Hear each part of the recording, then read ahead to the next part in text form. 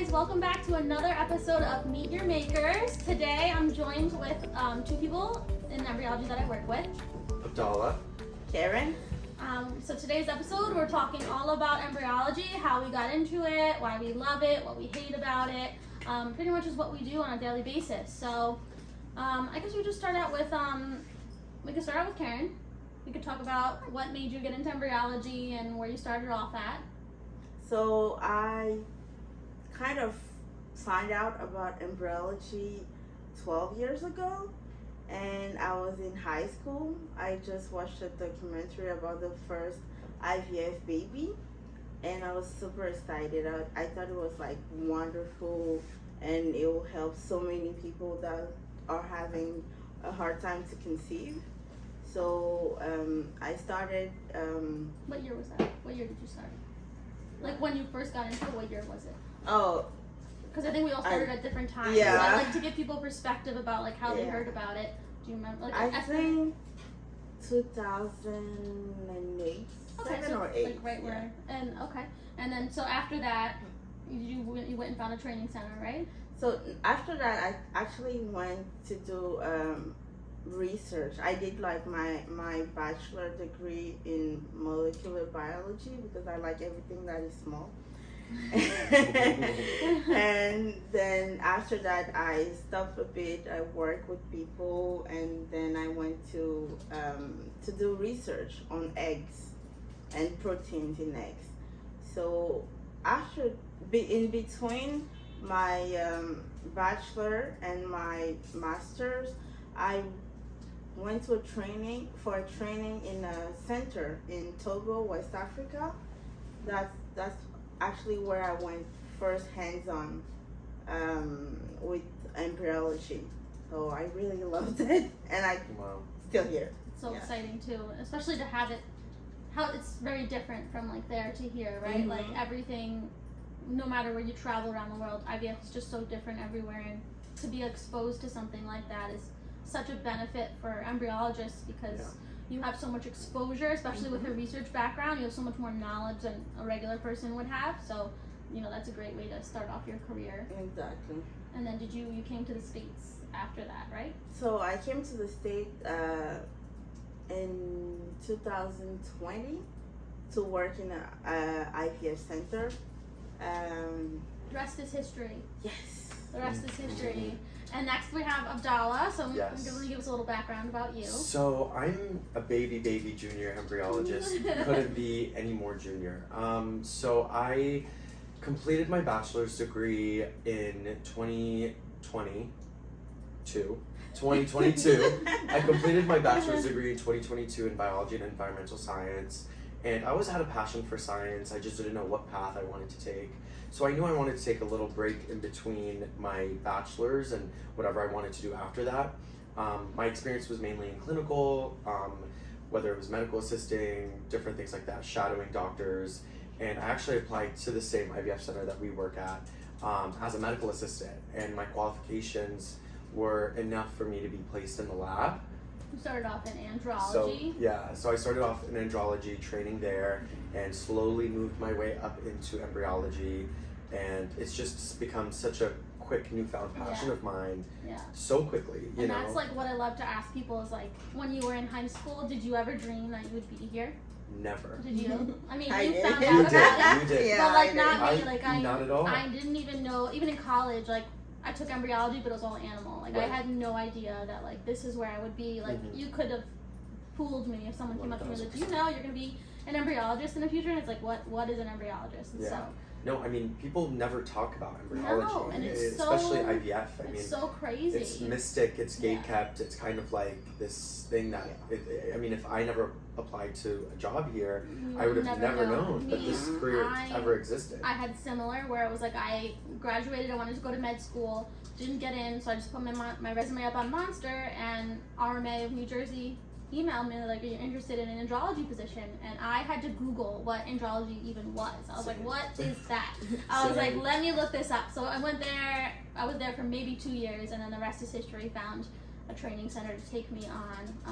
But I think like in addition to like not knowing about the career, like people really just my old director used to tell me, like, everyone, when they find out about embryology, wants to be an embryologist, but not everybody can be an embryologist. And I think, like, once you start your training, you kind of figure out what that means, because it's not for everybody. You have to have a lot of dedication, and you have to be willing to work. We're here 7 days a week. We're here on holidays. We're here every weekend. You can't complain. You can't be calling out all the time. You know, nobody's gonna be willing to train you if you don't put that effort in. And I think, like, most of my early 20s, late 20s were just like a blur for me, because all I did was work, so that I could be where I'm at today. And obviously it paid off, but not everybody wants to do that. And I think that's why our field is in such demand. But it's fun. I love training. I think I've met a lot of seniors that, oh my god, my eyes are tearing. I met a lot of seniors that don't want to train. It takes a lot of time. It's a lot of effort. They want to go home. But I train with both of these people. Karen is already pretty much fully trained, but we're starting ICSI training and biopsy, which is super exciting. And Abdallah, since I've been here, we've been doing retrievals, and we've done stripping, grading. But in your experience, like, is this, like, you don't ever, I'm sure you have regrets where, like, I'm so tired that I don't want to do this. Okay, so I think now we could, like, start talking about our favorite parts of embryology before we move on to the ugly parts.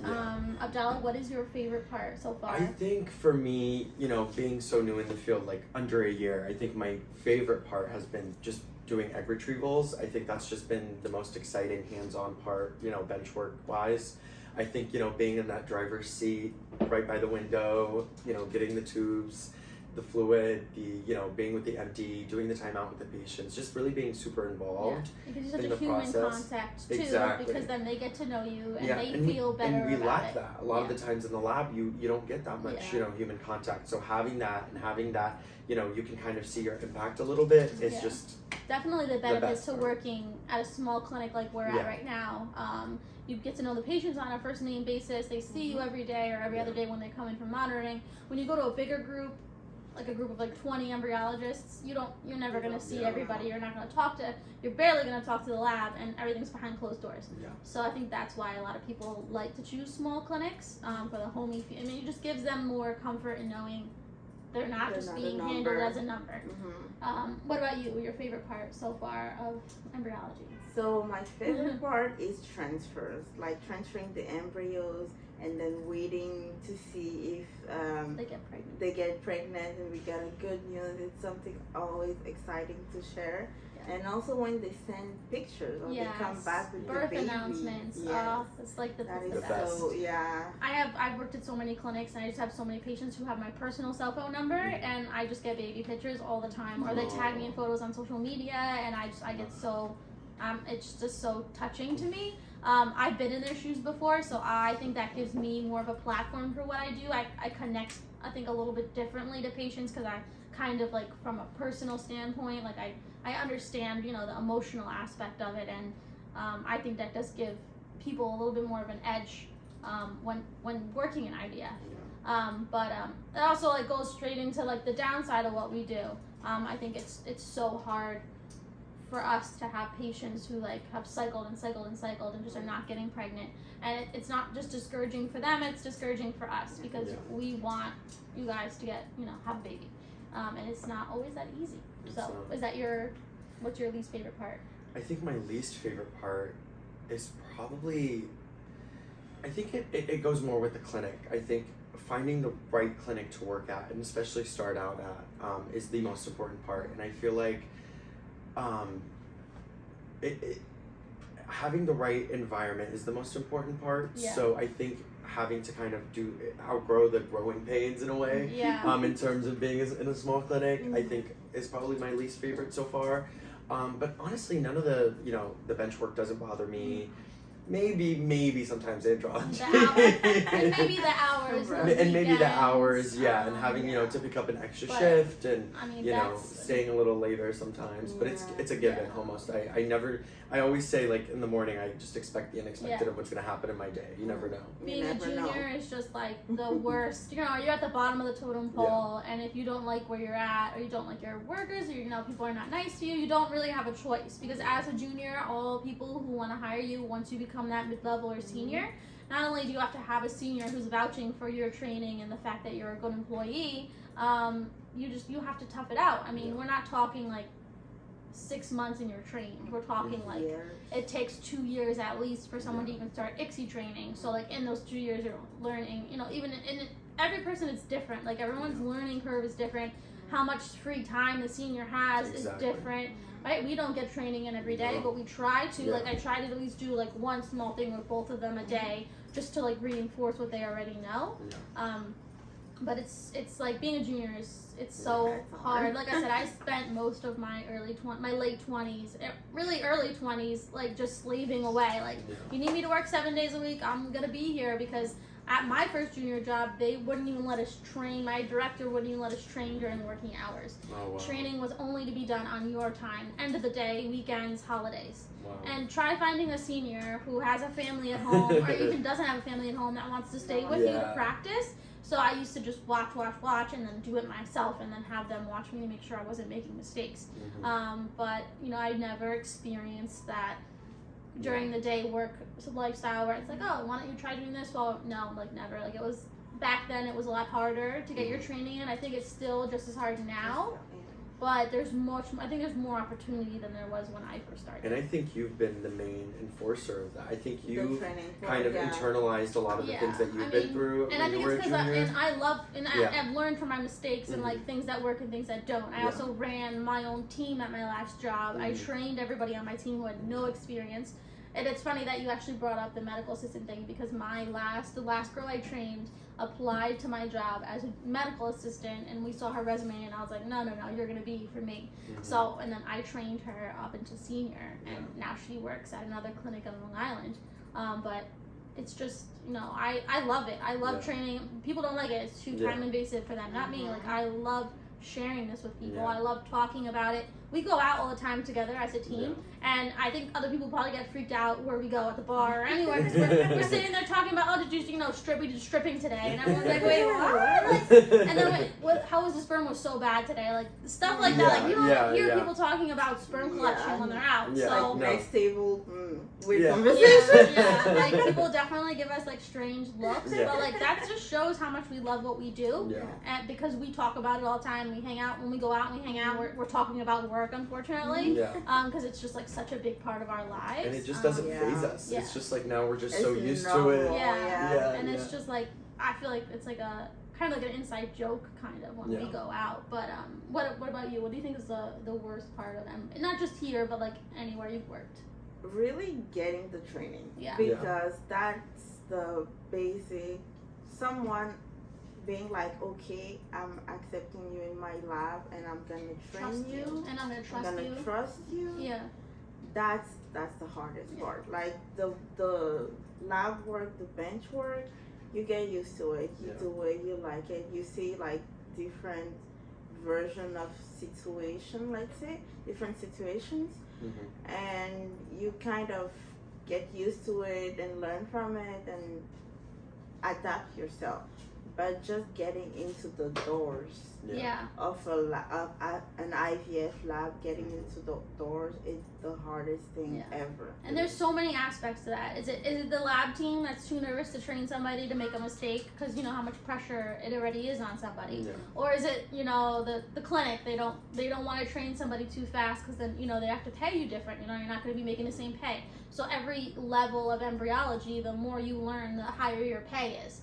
So it goes from junior to mid to senior, and those three categories in themselves have different pay brackets. Once you're doing ICSI, or once you're doing freezing and thawing, once you're doing transfers, your pay changes. So I think a lot of clinics, they'll put it in a contract. Like you'll dedicate 3 years to us, and within those 3 years, once you hit these milestones, we're gonna change your pay.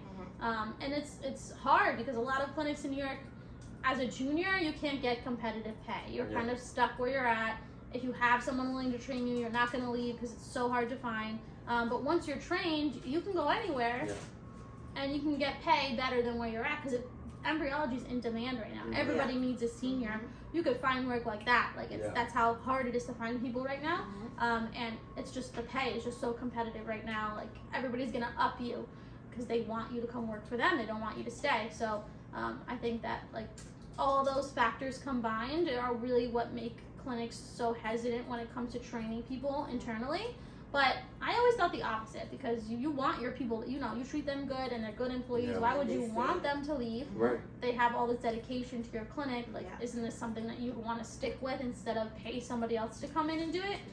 So that aspect never really, I never really got that part of it. I don't understand It that. doesn't make much sense. No. But No, I it mean, doesn't. we also don't work in HR, so I don't, No. I'm sure like there's other reasons behind Of that, course. but Yeah. just from speculation, I've worked at many places.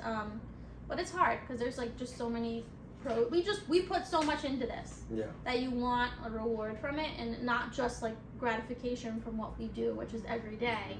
You want to be valued, and like I feel like embryology is one of those fields you're not valued as much as you should be.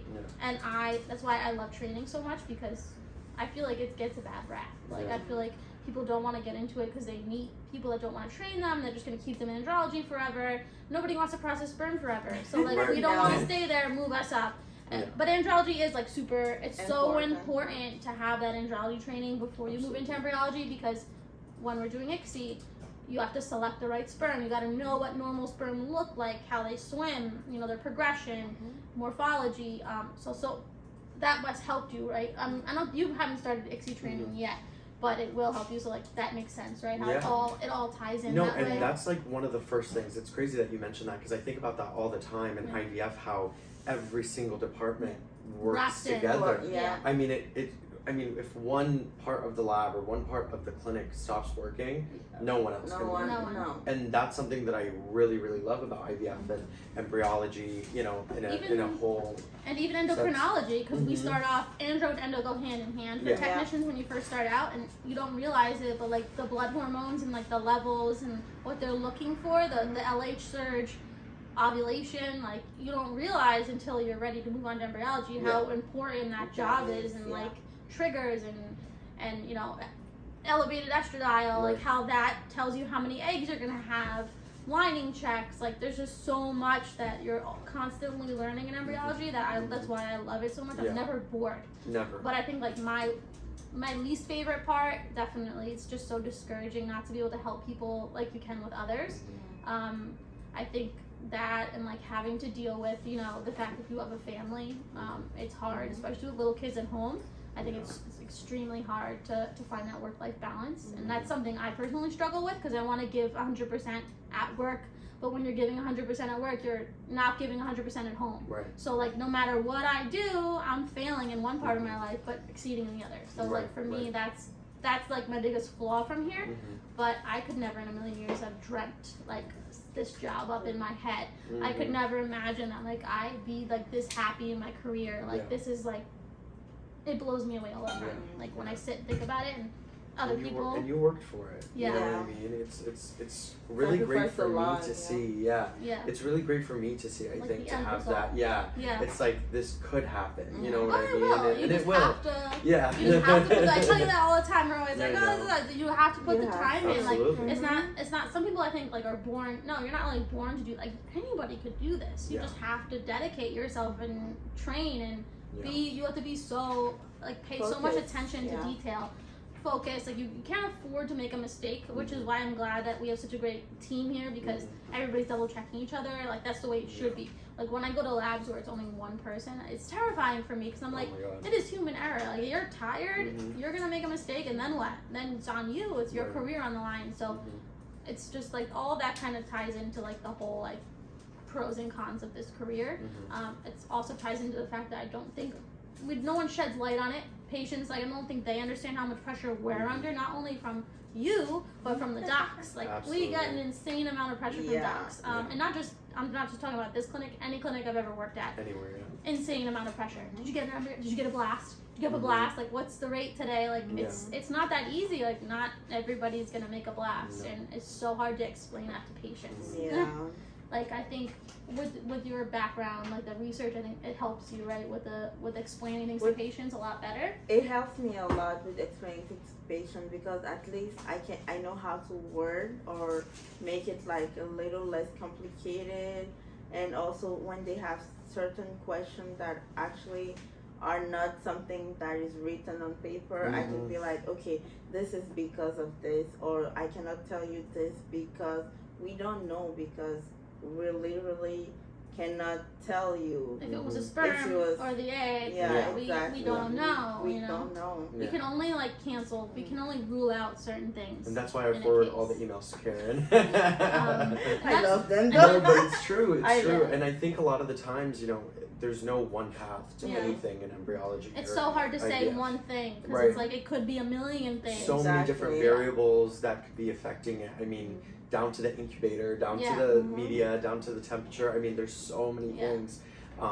Just not just the specimen that that's in use. So I think that's another thing that a lot of people forget. And or maybe just don't know. I think the main thing when people are concerned about maybe like their embryos or not, maybe you didn't retrieve an egg, I think there's different variables at play, and I think that's the lack of education, And I also don't think they know that we take our job so seriously, because we'll get emails like, did anybody check my embryo today? I didn't get an update. It's like, of course, like I go home, I go home like worrying that I left a paper out or something. I'll replay the day in my even though have nightmares. She fully has dreams. We literally have a group chat and we just like go back and forth. Like, did we do this? Did we do that? Did I forget to do this? Like, because you have no idea. Like, it's just so much responsibility that goes with this job. It's not just like, like I said, it's not just injecting eggs and like. It makes me happy to train people and like watch them learn. Like, oh, you have such a cool job. I can't wait to learn it. But then they learn and they're like, wow. They're like, this is mentally and physically exhausting. Like, it's draining. Like, we go home at the end of the day. I barely have time for my kids because I'm just like. I'm like so spent by the time I get home. I'm just like, is it, the day needs to end, and then your brain is fried. It's another day. The next but I day. think that's why I think having a good team to keep you in check and grounded, and like rely on us, people. you know what I mean? Because we can get so overwhelmed so quickly. You know what I mean? I know, like me for sure. Like if I just mess up one thing, I just have so much anxiety, and I'm like. I don't know if I prepped it right. I don't know if I, what about the media? That's why I always tell you guys that when you get overwhelmed, I'm always like, guys, just stop and let's Karen today, practicing ICSI, and she's like getting frustrated, and I'm like, Karen, take a break, because believe it or not, even if you're super hungry, you go do ICSI, your results are not gonna be that good. Why? Because you're so you don't realize it, but you're not concentrating on what you're doing. So I like to always see people getting frustrated because it's a learning experience in embryology when you first start out. Like, you got to be able to multitask. You have to be able to take a high amount of pressure and stress because that is the job. But my favorite is when we go in to do timeout, and patients are just like, "Are you in college? How old are you?" And I'm like, it's good for me to hear because I've been doing this. I've been at college for over 10 years now. So no, I'm adult. I'm I'm trained. Don't have to worry. But I think it's fun for me to That's a funny question. Patients they want your credentials all the time, and I completely understand why. But for me, it's. I'm sure, have you had that yet? I mean, they're like, who is this? Or they'll ask for, the senior. You know what I mean? There's someone that they've seen already. I want a senior working on it. I mean, I remember I made a mistake one time doing a timeout with a patient and verifying their identity, and I introduced myself as a junior embryologist. And they freaked out. And they were like, no. But I also don't think the patients realize you have the junior title for a long time. It's hard. Most people don't even give you the mid-level. They only give you junior or senior. So someone tells you they're a junior, it really just depends on how long they've been training. Also, no lab is gonna let somebody who has no idea what they're doing work on your sample. So that's a big difference for me. So I'm not gonna do the timeout and then do ICSI after if I'm not ready. I wouldn't even want to do that. You know what I mean? Anything that I'm not prepared for, I would never even want to put myself in that position. And that's nothing that we've ever done with. And that's why I love this series that I do so much, because education and knowledge is power. Ignorance is bliss. Yes. I just not that most people don't know the things that we know, but when we have andrology and the band is but you want me to collect in this cup, but as soon as my sperm hits the air, it's gonna die. Yeah. And I'm like, where That did is you number one myth. Like, where did Number you one. hear this? Like, it's not dead. Like, Yeah. it doesn't die till it dries up. Okay, Yeah. everyone, we want you to know that the sperm is not gonna die when you're collecting it in the cup. I mean, that's not even like the craziest. So we get There's a some. lot I of mean- things Like, that we she should do And I that. think it's a lack of education. So You know, much, it's like- not so much that the patient. It's Yeah. you know, it's just that access to the facts. You know what I mean? And I think that's a lot to do with the clinic too. Like, Absolutely. hopefully you all are at a clinic where they're educating you on these things, and like, I feel like it is the responsibility of your doctor to be at least giving you the basics or like Exactly. sharing educational videos with you so you know every step of the process what's happening. What is it? Because I'm trying to think, what are some ridiculous things that people say to us that I'm just like, this can't be real. We go every day We do. probably, but can you think of anything? What else? What is something like funny that we? I feel like Karen might have one. More? I I'm don't trying to remember remember. right now. A lot of it has to do with andro too. Like, Yeah, I feel a lot like of it I is used to have andro. like a Yeah. Pac-Man cartoon up of like, you know, Pac-Man was the egg and the sperm were the ghosts. And I think a patient saw it once and he was like, oh, so is this how the sperm looks with the mouth and the eyes? And I'm like, well, you're not seriously asking me if sperm have like a mouth and eyes, are you? Oh, Like, come no. on. Like, oh no. so many things. And like Yeah. a lot of men, I think a lot of people also think that like we can gender select just looking at Yeah. looking at sperm, and That's no, that's something that I've definitely dealt with. Mhm. genetic Yeah. testing, Mhm. like all that stuff is like. Yeah. That question comes a lot. A Like, lot. oh, I want a boy, I want a girl. I'm like, we can't know There's no until way. it's Yeah. been tested. And we Yes. don't know, like, there's nothing to do with what we Yeah. do. It's Yeah. all has to do with, you know, your eggs and your sperm. Yeah. Like, it's not like we're picking and Yeah. choosing here. Yeah. But yeah, that's Yes, sperm sorting is another huge myth. Yeah. That one is a huge. lot of clinics are. I mean, there is. I think like it's a There's- very low percentage that they guarantee Mhm. you that they could sort your sperm male Yeah. and female, but it's not anywhere near 100% Yeah. accurate. Yeah. So I think it's just, in my opinion, it's just a money grab. But I have no rights to say that Yeah. because I'm sure there are professionals out there that swear by it. But Yeah. I Yeah. don't know. It's crazy to me. Yeah. I'm trying to think. what Especially else? with us, I feel like we can't do that. Maybe someone else that specializes in that Yeah. and maybe Yeah. has their own studies and research on the topic Yeah. can do that, but not. No. Nothing. Not- I've never seen. No. Not no. at all. No. But I think like also when you're doing ICSI, like, is it a lot? Because Karen started her ICSI training with me, so it's a lot. She always tells me like, "Oh, you make it look so easy," and then she sits down and she's like, "This is not easy." Like, It's this is so She sweet. does. She makes it look so easy. She was like, "Oh, I gotta do ICSI in like 10 minutes." And She'll then go she down go- there. She'll go, and then she's like, "Okay, finish I'm 10 done. eggs." I'm like, "What? What?" But But of course, that comes with time. so much like Yeah. and eggs are. I don't think patients realize like today They're we had a different. case. We share like eggs donated for science and discards for training, so we don't actually train on real patients. But Karen was trying on some discarded eggs today, and she's like, "Wow, these are really stretchy." Like, and by stretchy we mean when you're going to inject, the cytoplasm is not breaking so easily. And she was getting frustrated. I was like, "Yeah, see, I'm glad I gave you this today because it is not always so easy where like you just go in and put the sperm in. It's not." Yeah, I had to take multiple deep breaths. Yeah. Oh, I was like, take a Yeah. break, Karen. It's okay. But I think like that's also like the hardest part of training is ICSI training is probably like the most difficult and longest one because egg quality, egg types, it's varies and there's just so many scenarios that you need to see And then before you testes could get signed samples. off on it. Yeah. Testes, even This is a worse. whole other thing. Testes are I like mean- it's more the sperm aspect. Yeah, The yeah. eggs right, are right. there, but then Yeah. we're searching for hours for your sperm. Exactly. There's no sperm, nothing moving. Like then we can't use a non-moving sperm. We gotta find moving sperm. Sometimes you don't find anything. We gotta freeze the eggs. It's very stressful, very, yeah. and it's hard. And you're on a time crunch. Oh my You're god! really And it's like, hard to train on testes samples. Mhm. So like I think the whole thing is like finding sperm. Anybody could train on that, but Mhm. then it's like we're in a time crunch to get the eggs injected. So getting into like finding somewhere like you can actually practice on testes samples and like Yeah. actually inject with them is such a big milestone for training. And Absolutely. I'm glad we do. I feel like we do a good amount here. Yeah. Maybe the next one we can Yeah. practice capturing sperm, Yeah. but. When I hear testing, I get nightmares because I'll just know like I'll have to look at the screen And with I mean, someone. the and worst is we'll when have we to- don't know. Where they Yeah. could come in and nobody told us the sperm is testes sperm, Right. and it's Yeah. surprise, like the frozen testes, testes. the were testes, like- or Yeah. or they deliver it and they're like, oh, Yeah. the fresh testes here, and I'm like, what? Yeah. Like, are you Yeah. kidding me? Yeah. So it takes up the whole I day. think one thing that I kind of had, I know you mentioned ICSI for embryology, but for andrology, something that took me a while to kind of learn and get to kind of master, I guess, was gradient separation for IUI and different, you know, preps.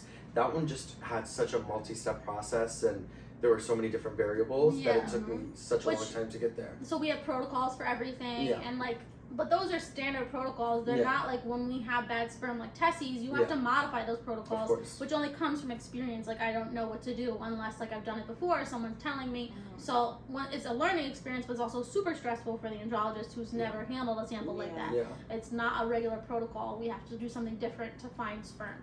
So I'm glad you mentioned that, because like, and even in embryology that happens all the time too. Like patient switches their plan, or you're doing a biopsy where the egg's not hatching and you have to hatch it yourself and pull cells out. Like there's so many things that you're gonna see moving up that like, oh my god, this works for me, this doesn't. And that's kind of like the benefit I had at my last job when I was with my team, was I was training, but then like I had so many variables that I was able to show them so many different scenarios that it really builds your skills like so much more to be exposed to that kind of stuff. So I'm glad that we get that here, because some clinics won't even do testes. They're just like, no way, just get donor sperm or something, and that's crazy. But I understand, because they don't have enough. They don't have they may not even have an embryologist. That like some clinics only have per diem embryologists, and like to pay for them to come for the whole day, like you know, they're not going to do that. So you know, education behind what clinic you pick is super important. I always thought that was number one. I'm trying to think of anything else that we didn't cover, but I think that we covered everything we wanted to today. Unless I think endo, it's always good for the clinic to check. Like every time to check and be sure, okay, this is what we're expecting. And by endo, we mean like when you come in for monitoring every other day with your ultrasound and blood work, we run that blood work for you and we release those results. And like that's, you guys, I'm sure, hopefully most of you know, your rising levels are what tell us when you're ready to be triggered for ovulation. But that's also like another important fact to understand, is how important it is for us to make sure we're running the blood on a timely manner, getting the results to the doctor, reviewing those results, making sure the samples are not switched, not running the wrong one or reporting the wrong results, which could cancel a cycle, which would be devastating. Of course, so like that's just like pretty much on any level of our job, andro, endo, or embryology, we are under an immense amount of stress and pressure, but we love it, is what we're trying to tell you. Absolutely. We love doing this for you. And we kind of start the cycle, if you think about it, and they kind of end with us as well. Yeah. Because they come in for the monitoring. I mean, they start with medication and clinical and stuff, but I mean, monitoring is really when your cycle's starting. We're checking your hormone levels, trying to see where you are.